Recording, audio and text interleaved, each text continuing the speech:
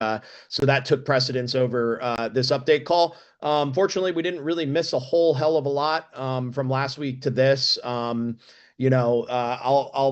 briefly turn the call over to Dwayne to walk through, why we're kind of in a little bit of a slow pace right now, at least the last, week or so, and what's going on the Hill, and what we can expect moving forward. Dwayne? Yeah, Brian, thank you very much. And again, guys, sorry we missed last week. Just some things came up at the last minute from some individuals that we needed to address and talk to and educate and get in a good place. So we went ahead and did that. I'll say this week the House is in recess. The Senate is taking up bills right now.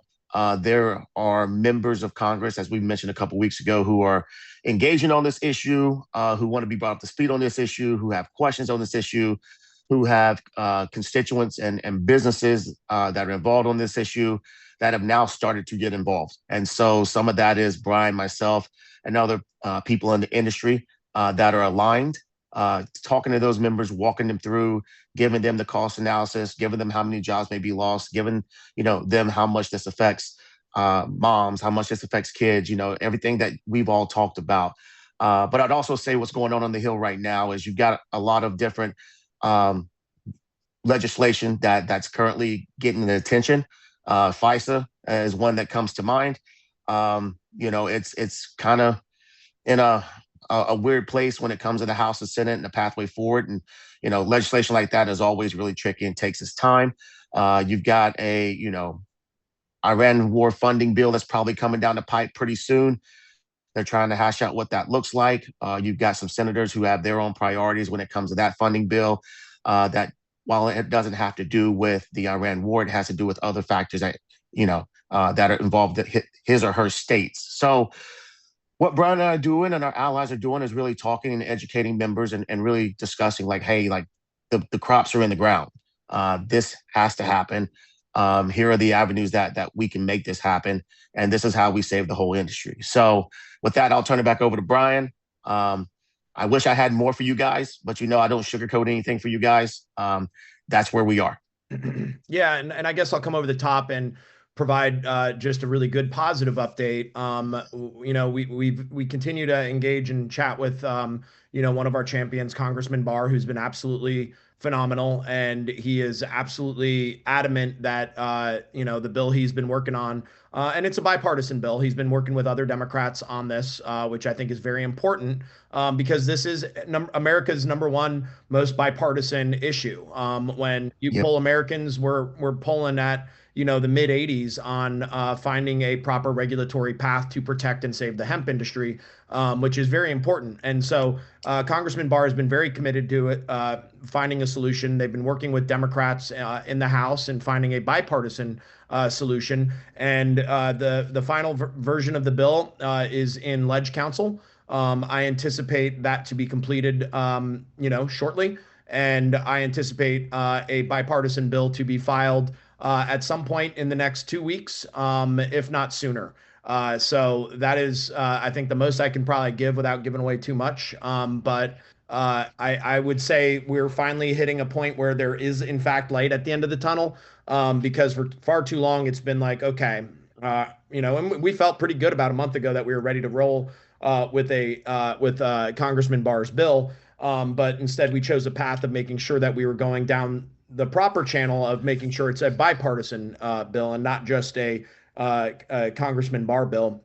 Not that his bill wouldn't have been bipartisan, but we wanted to make sure, and Congressman Barr most importantly wanted to make sure that because he knows this is a very, very bipartisan issue, that we needed a bipartisan, group of congressional members engaged on this, and there are quite a few that I would anticipate us being able to get on as original co-signers. There is a really, really good list of congressional members we've been working, and it's safe to say that the buy-in is there without giving away too much. I feel very good where we're Well, at. Dwayne, you want to pipe in? yeah. Real quick, I'll even say this because I think it's out there. The conversations we've had. We're still working with the chairman of Energy and Commerce, subcommittee chair of HHS Energy and Commerce, Congressman Morgan Griffith. He wants to continue to work on this bill. He wants to hold the hearings. He wants to mark up. He has his own bill with Congressman VC, but he looks at it as a bring everything in. Let's get through this. Let's get the best thing that we can, the best thing that has the best opportunity to get to the president's desk moving forward. So those are continual conversations that we are having with members of Congress as well as with committees, subcommittee chairs, because everybody wants to be educated. Now, I can also tell you if anybody feels left out, they become a pain in your, as you introduce the bill. So with that being said, I'll turn it back over to you, Brian. Yeah, and I think there's another important piece here that, I don't want to leave behind either is the administration. Trump administration has been very, very much behind Congress finding a regulatory solution to this. They want to protect and save the hemp industry, and they continue to be engaged on this issue. So, that is Hey, another positive. With a lot of the conversations we're having with the admin, this is still a priority for them to make sure gets resolved and resolved quickly. yeah, and I'll say this to Brian, correct me when I'm wrong. I think that was what, a week and a half ago, after unfortunately Chairman Comer withdrew his amendment for the ag supplemental that was working its way through the committee. The White House sent a letter to Congress saying we want to work on this issue. We want to get this issue done.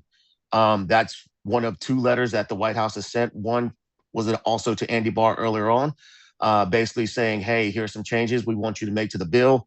We like that this is bipartisan. And then on top of that, everybody knows about the executive order the White House has put out. So as Brian was saying, the White House is very engaged. They want to work to find a solution. But it's also another cook in the kitchen, and we got to get through this. And the good thing is everybody knows that time is of the essence, and so we'll continue to work our tails off to make sure that we can get this in front of the president's desk, before I want to do it before August recess, but that's just me, Dwayne Carson, person talking as Dwayne Carson and only Dwayne Carson. With that being said, I'll go ahead, Brian. Yeah, I was going to say, and I think you hit an important point. The second letter that came out, I think it was what was it, to EOP, to Congressman Andy Harris. So Yep. that certainly hit his desk, and he certainly understands that this is a priority for the White House. Does that mean he gets out of our way? I don't know. But what I can say is it certainly is a friendly reminder that, hey, this is an issue that the president cares about. And the White House recognizes, and they get a lot of credit on this one, and President Trump gets a lot of credit because they realize this is not a Republican issue. This is a bipartisan issue that impacts hundreds of thousands of jobs, whether you're Republican, Democrat, or Independent. This impacts millions of consumers who are Republican, Democrat, or Independent. And they need to find a solution for these folks that absolutely need access to these products. That being said, Dwayne, why don't we dive in and take some questions? Let's do some questions today. Curious your official take on Ted Cruz's comments about the impossibility of getting past Mitch McConnell with anything this year. All the media channels took that comment and ran with it and making fear content. I think Senator Cruz had a really great point that Mitch McConnell could still potentially be a barrier to us. I think that is a very fair observation. I think also that Mitch McConnell's number one priority was to close what he viewed as the loophole. He can hang that mission accomplished banner behind his desk. And he did. And all right, very good. Good job. But we don't agree with you. But that being said, I don't know if that means he's opposed to a regulatory path. And I think that they kind of realized that they might have stepped in it a little bit. And that doesn't mean that I think the best place for us to be with Senator McConnell is for him to not stand in our way. He doesn't have to be in favor of it. I would say our posture on this has been we are not as we're concerned about Senator McConnell, Yeah. and we continue to engage with him and his staff through various channels. And without again giving away too much there, I do think that they can be worked with and communicated with.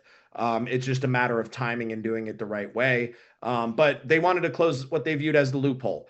Now, where we go from there is going to be part of his legacy. And does that legacy involve shuttering 500,000 American jobs, or actually properly regulating an industry where consumers want access to it? And I think he'd be very much open to that idea. I don't think he wants that as one of the final pieces of his legacy, is killing American jobs. And I'll say this: I think the regulatory structure part plays a very large role, especially as we're having conversations with members on Capitol Hill. Again, I think I say this like every other week, Brian. We were pushing for an extension. What were members telling us? What were their staff telling us? You got to give us a regulatory structure, guys. You can't just say we want 2 more years of doing the same thing. That's why Mitch McConnell and Andy Harris were very successful, even though they used authorizing language on the appropriations bill, but we won't get into that. Now we are doing that. Now we're having those conversations. Now we're educating. Um, will that stand in McConnell's way? I'm not going to speak for him, but I will tell you, you can do anything if you can get 218 and 60, right? And so having those conversations with other members who are affected, whose districts are affected, who may be coming up for elections, in November, I think that's made a strong pathway. And then all of a sudden, if you're saying, hey, we want to hold hearings, we want to have a regulatory bill, we want to pass this bill, you're moving the ball forward instead of saying, just give me extension, which is what McConnell's always been against. So here's another really good question. Does Barr's bill even matter in the House if it's not going to clear the Senate when it crosses over? This question is based on what Ted Cruz told us.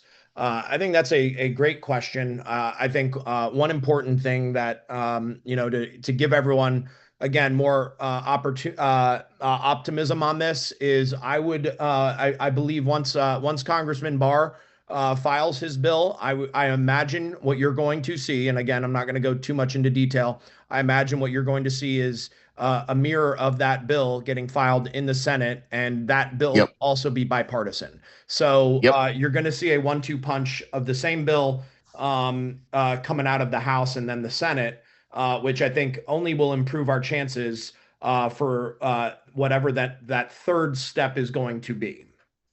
Yep. And full stop there, Brian. Full stop. All right. What other questions? Uh, what do you think is going on with the proposal to only allow drinks with lower THC amounts? What would that do to the smokables and edibles market if we do not get something agreeable? What about states that have already adopted the federal standards? Dwayne, you want to start with this guy? Okay, so we got all three on there. Let me see if I can go one by one. If I miss one, Let's just start with come over top. drinks. I mean, yes, we are definitely hearing there's a beverage bill out there. I understand where the people who are supportive of a beverage bill are coming from. Um, I would say that the conversations that we are having with members of Congress, as well as people in the industry, is, bring all ideas in, let's push this forward and let's go from there. So it has not yet been introduced. I will refrain from saying any more on that Bev bill only. Again, what I will say is as we get closer, as we see vehicles, the good thing is we have members of Congress who really want to get a fix to this problem, right? And so as we're having those, and this is where Andy Barr has been very, very helpful, along with his colleagues that we can't mention that are going to be on board with his bill as he introduces it, because he sees that and he sees that, hey, we want to save the whole industry. And I think that's the mentality that Andy Barr and those original co-sponsors, as well as those members in the Senate that will be following suit, that's their mentality moving forward. Yeah, and I think another piece that to add into that to give everyone a little less anxiety is Congressman Barr's bill is inclusive of every segment of the industry to provide a regulatory structure and guardrails. And there are aspects of it that give up certain portions to different jurisdictions. So the CMS program that is going to be governed by somebody else. The beverage side is going to be governed by someone else.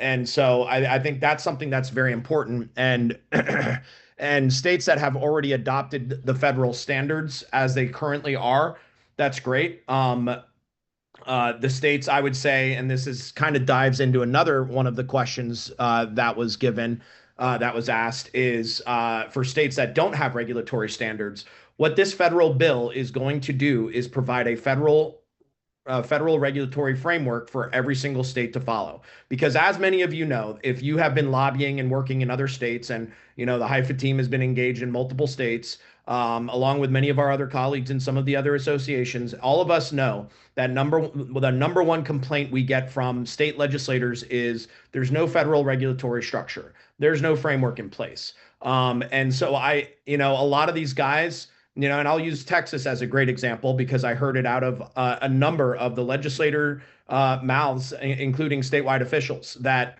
because there's no federal standard, they kind of have to come up with their own. They would prefer to have a federal standard so they can just adopt whatever that is. Because at the end of the day, I think a lot of legislators, they don't want to quote unquote getting the blame for legalizing a product they felt like was loopholed in. Again, we've never viewed the 2018 Farm Bill as a loophole. We viewed it as an Yep. opportunity for entrepreneurs to thrive and succeed and create a new striving and thriving marketplace. And that is our viewpoint from Hifa from day one. And the loophole language was created by industries that are competitors of ours as a means to diminish the impact of this industry. All right, Brian. Ted Whitney, we know that going into midterms, they'll want a clean CR. How do we get the inclusion of a hemp fix to be viewed as part of a clean package? Is that worth pursuing? Yes, that is on the table. That's who we are talking. But I will only say that by saying everybody's priority is on the table for a clean CR, right? So please keep that in mind. Any moving vehicle that between now and what is it, November 30th, Brian? Any moving vehicle that we can attach the bill to or we can pass it, that's what we're pursuing. That's what we're looking at. But that's also why Brian brought this up earlier. It's got to be bipartisan. It's got to show strong bipartisanship. Because if it shows strong bipartisanship, it's a lot easier to get to, once again, 218 and 60. So thank you, Ted. Info at Flowland. I got your message and we will adapt and adjust. I'll send an email over to our team right now so that you can continue having a recurring payment and contribution to Hifa. We thank you very much for flagging that for us. Nice. I'll also say, Brian, the stories that we're continuing to get to members. There was one, I think it was an NPR story, ran out of Minnesota, and it literally looked at all the different brands that are going to be affected in the jobs loss. And I had a staffer from a really good member of Congress from Minnesota shoot me an email after I shared that story and be like, "Hey, keep these coming. The more of these coming, the better. I'm going to get this to the congressman right now." And then I got a text from the congressman saying thank you. So, all that information that you guys are creating, Hifa, and I'm hoping our allies as well, and I think they are sending that to members of Congress. That's continuing to build our narrative. Yeah. What else do we have? Actually, two important points I do want to flag for everybody. Uh, the PR element is absolutely going to be picking up in the next week. So I would anticipate those of you that have signed up on our website to be potential surrogates, either in press or on local press on TV. Can continue to hit Rachel and her team because we are going to be aggressively looking to increase our media footprint over the course of the next week to 2 weeks to 3 weeks. So know that that's coming. Also, we are going to be rolling out CTAs, I imagine, Monday, Tuesday. So I would encourage everyone to please get your email lists and get all of the noise ready to be made. So prepare everything to start rocking members of Congress with emails and phone calls because it's going to be coming very quickly, and we're going to need to get active and loud because I think our opportunity to get something passed and done and regulated is going to be happening over the course of the next month. So we have to start to build that noise, build build that voices that we all have, and make them louder, and because it's coming. And Brian, I'll also say this, and it's not giving anything away. Brian and I are working on getting, we've had what, 3 or 4 members of Congress get on Hifa calls and really talk to you guys and take your questions. We want to keep that going. Um, that is starting to spread around Capitol Hill to members who are very interested in this issue. So as we move forward, you may get a notice, and this is kind of what Brian is talking about, repping up the PR, members of Congress getting on and saying how important it is for the continue and then the ramp up engagement from you guys. I think we got time for one more, Brian. Well, Dwayne, why don't you pick your favorite? Oh, let me see here. Boy, some of you guys think I have a crystal ball. I do not. But why, Dwayne? Well, if I had a crystal ball, I'd start growing hair again. So that's out. I will never change my haircut. Todd, do you have information that you can share on the bar bill with regard to edibles, low dose, and direct to consumer? Todd, shoot us an email. That's as simple as I can make that one. And I'll just reiterate, the bill is all inclusive of all segments of the industry. So right. It is not a carve out.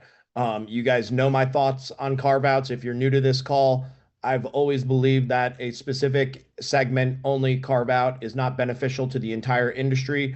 Hifa has always stood on the most free market approach to creating a regulatory environment for the industry that protects the most jobs, and that provides folks access to all products, whether that be from flour to edibles to beverages to tinctures to dog treats.